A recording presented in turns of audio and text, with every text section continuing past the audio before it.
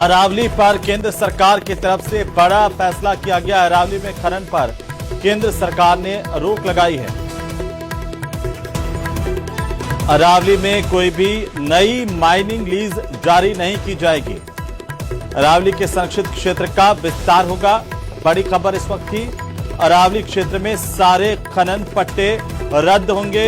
ये बहुत बड़ी खबर है इस वक्त की, ये बड़ी जानकारी इस वक्त की। अरावली पर केंद्र सरकार का यह बड़ा फैसला, खनन को लेकर के रोक लगा दी गई है और इस फैसले में कहा गया है कि केंद्र सरकार की तरफ से निर्णय लिया गया कि कोई भी नई माइनिंग लीज जारी नहीं की जाएगी। ये बड़ी खबर इस वक्त थी। ज्यादा जानकारी के साथ हमारे सहयोगी अनूप गुप्ता फोन लाइन पर है। अनूप, क्या है केंद्र सरकार की तरफ से ये महत्वपूर्ण फैसला? देखिए, बता दूं कि जिस तरीके से अरावली को लेकर के इलीगल माइनिंग को लेकर और जो सरकार का जो डायरेक्शन था इससे पहले उसको लेकर जिस तरह से विवाद हुआ था, उसके बाद लगातार जो है वो भूपेंद्र यादव जो कि केंद्रीय मंत्री हैं, वो लगातार कह रहे थे कि इलीगल माइनिंग को खत्म करने के लिए केंद्र सरकार पूरी तरह से प्रतिबद्ध है। और जहां तक जो सर्कुलर जारी किया गया था वो कहीं ना कहीं जो इंटरनेशनल मानक है उसके आधार पर किया गया था, लेकिन विवाद बढ़ा और उसके बाद केंद्र सरकार ने एक बड़ा, कह सकते हैं कि बड़ा फैसला लिया है और पूरी तरह से जो अरावली रेंज है एनसीआर से लेकर गुजरात तक साफ तौर से जो डायरेक्शन आया है उसमें कहा गया है कि एनसीआर क्षेत्र से लेकर गुजरात तक का जो पूरा अरावली रेंज है उसमें पूरी तरह से इलीगल माइनिंग पर प्रतिबंध लगा दी गई है। माइनिंग पर फिलहाल प्रतिबंध लगा दी गई है। इसके अलावा जो मंत्रालय है उन्होंने Indian council of forestry research and education को भी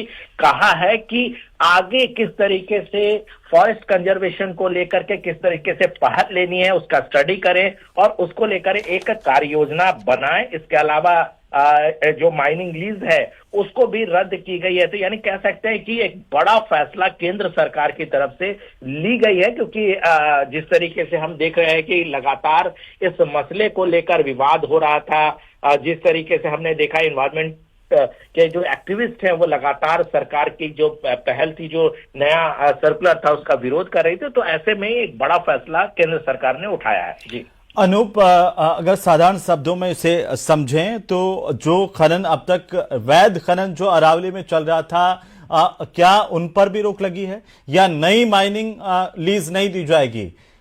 देखिए, नई माइनिंग लीज को तो सीधा बैन कर दिया गया। उस पर तो साथ जो सर्कुलर जो जारी हुआ है उस पर साफ कहा गया है कि नई जो है वो नई माइनिंग लीज किसी भी तरीके से नहीं ग्रांट किया जाए, यानी कि बंद है। सारे राज्य सरकारों को ये हिदायत, खास तौर पर केंद्र सरकार की तरफ से, मंत्रालय की तरफ से सभी राज्य सरकारों को हिदायत भी इस मसले पर दे दी गई है कि आप इस तरह से कोई भी इलीगल माइनिंग और इस तरह से अगर आप अगर माइनिंग के लिए लीज अगर आप देते हैं तो उसको फिलहाल आप एकदम रोक लगा दें और जब तक स्टडी नहीं की जाएगी, क्योंकि देखिए Indian council of forestry research and education को उन्होंने कहा है कि इस पर स्टडी करें और आगे जो है वो कैसे इस पर आगे बढ़ा जा सकता है उस पर अपनी सिफारिश दे, उसके बाद ही केंद्र सरकार इस मसले पर आगे बढ़ेगी। लेकिन जो लीज पहले से दी हुई है, जहां पर वैध खनन चल रहा है, उसको लेकर के क्या कुछ रुख है?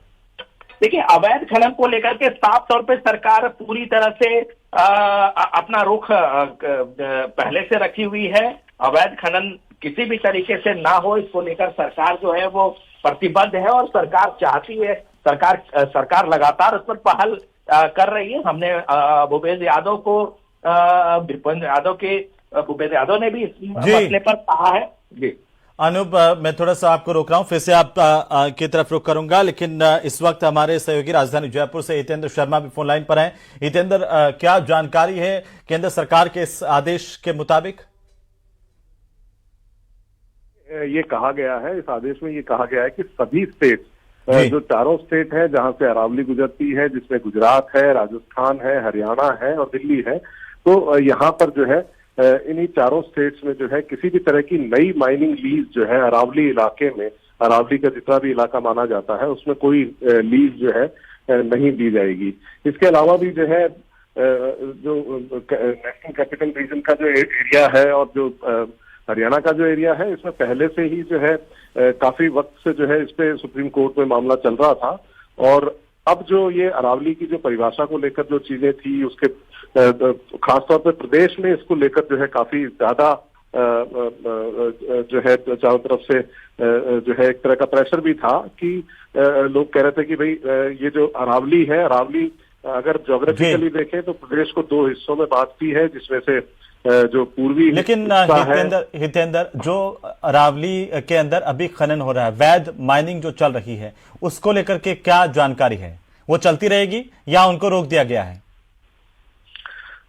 जी, फिलहाल जो है वो माइनिंग चलती रहेगी, लेकिन उसमें भी जो है मैनेजमेंट जो सस्टेनेबल माइनिंग का जो प्लान है वो इम्प्लीमेंट किया जाएगा उसमें। सतत खनन, जी बिल्कुल, जो सस्टेनेबल तरीके से माइनिंग करने का प्लान जो है, जैसे हमने आमतौर पर जो पूरे राजस्थान में देखा है कि कहीं कहीं जहां माइनिंग होती है उसके बाद की जो दिक्कतें हैं वो कई जगहों पर सामने आती हैं, जो मलबे की दिक्कतें हैं और बाकी दूसरी तरह की दिक्कतें हैं जहां जमीन खराब होने से लेके जो है और भी कई दिक्कतें हैं। जैसे पाली में दिक्कत है कि वहां स्लरी के कारण जो है काफी बड़ा एरिया जो है काफी बिल्कुल हितेंद्र, चले बहुत शुक्रिया तमाम जानकारी के लिए, और लगातार अपडेट हम आपसे लेते रहेंगे। बहरहाल आज इसी मुद्दे पर हम चर्चा करेंगे और हमारे साथ खास मेहमान भी बने हुए हैं। लेकिन एक बार फिर से मैं आपको बता दूं कि अरावली पर केंद्र सरकार की तरफ से बड़ा फैसला किया गया है और आज ही सुप्रीम कोर्ट में अरावली के मामले को लेकर के भी सुनवाई हुई, जिसमें सुप्रीम कोर्ट ने नोटिस जारी किए हैं राजस्थान, हरियाणा, सेंट्रल गवर्नमेंट को, पर्यावरण विभाग को भी।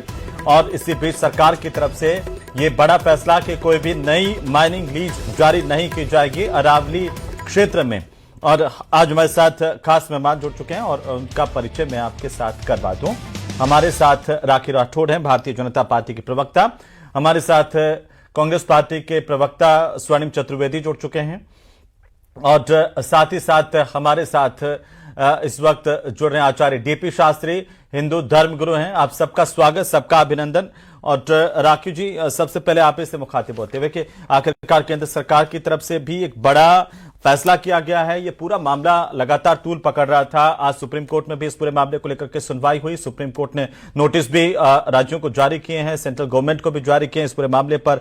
हरियाणा में वन विभाग के एक रिटायर्ड अधिकारी हैं, वो सुप्रीम कोर्ट में उन्होंने एक याचिका दाखिल की थी, एक मामला पहले से चल रहा है उसको लेकर के, तो उसकी सुनवाई अभी आगे और होगी। लेकिन फिलहाल जो केंद्र सरकार की तरफ से एक बड़ा फैसला लिया गया है, कैसे आप इसे देख रही हैं? क्या इससे अरावली बच पाएगी, अरावली संरक्षित रह पाएगी?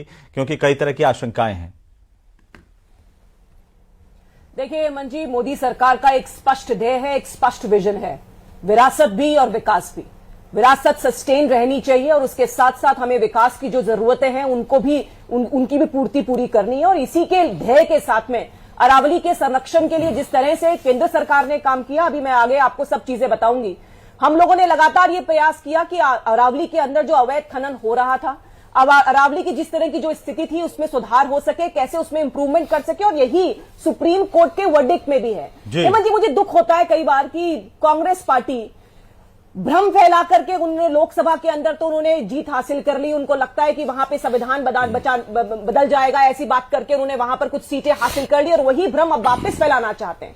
देखिए, जिस तरह से स्पष्ट वर्डिक्ट आया है सुप्रीम कोर्ट का, उन्होंने साफ साफ कहा है कि ऐसे जोन जहां पर इकोलॉजिकली सेंसिटिव जोन हो, 4 टाइगर रिजर्व्स हैं, वाइल्ड लाइफ सेंचुरीज हैं 20, बहुत सारे हमारे मंदिर हैं इन अरावली की पहाड़ियों पर, शहर बसे हुए हैं, उदयपुर हो, अजमेर हो, जयपुर हो, अलवर हो, बहुत सारी नदियां हैं, बनास नदी, माही नदी, बहुत सारे लेक्स हैं, सांबर लेक, सिलीसेट, इन सबको इन माइनिंग वाले एरिया से रिस्ट्रिक्ट किया जाएगा। और 0.19% पर ही एमपीएसएम की जो रिकमेंडेशन होगी, एक सस्टेनेबल मैनेजमेंट प्लान के माध्यम से सिर्फ उसी जगह पर अलाउ किया जाएगा जहां पर कि वो प्रोजेक्ट वहां डिस्ट्रिक्ट का पूरा तरीके से सर्वे करने के बाद ही अलाउ किया जाएगा। और एक सवाल पूछना चाहती हूँ हेमंत जी, लेकिन कांग्रेस तो आप पर आरोप लगा रही है कि ये सिर्फ पर्यावरण का संकट ही पैदा नहीं कर रहे हैं, बल्कि हमारी संस्कृति और धर्म पर भी हमला कर रहे हैं, क्योंकि कई मंदिर भी इस इलाके में आते हैं, कई किले भी हैं।